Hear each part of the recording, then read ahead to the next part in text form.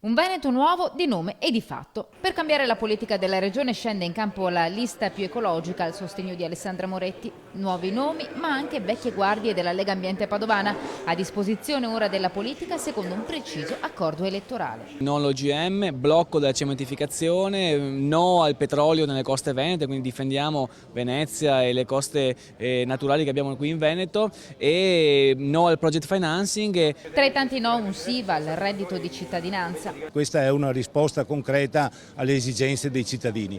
L'altra proposta su cui lavoreremo in maniera decisa e determinata è quella della riconversione ecologica delle attività produttive inquinanti, perché questa regione ha bisogno di lavoro, ma ha bisogno di lavoro buono, utile alla collettività. Da giovane Alice Brombin pensa invece a dare spazio ai suoi coetanei. I giovani devono essere sostenuti soprattutto nel passaggio dalla scuola al lavoro, devono essergli concessi degli spazi, ce ne sono molti di chiusi e abbandonati perché possano formarsi professionalmente, condividere esperienze e competenze.